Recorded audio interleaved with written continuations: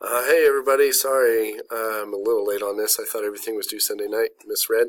My fault. My name is Trey Moss. I teach science at Avondale Academy. It's an alternative school here in the Topeka 501 school district.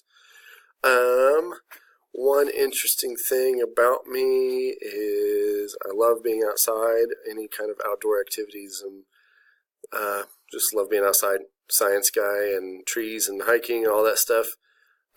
As far as my knowledge on reflective teaching goes, to me, reflective teaching is just, being able to look back on your lessons, what worked, what didn't work, what needs to be changed or tweaked to make things work a little bit better. I'm always learning.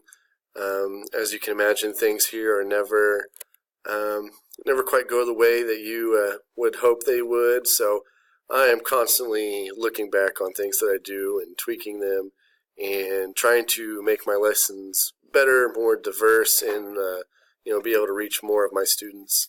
So that's kind of in a nutshell my knowledge on reflective teaching, and I look forward to learning from you guys the rest of the semester. Thanks.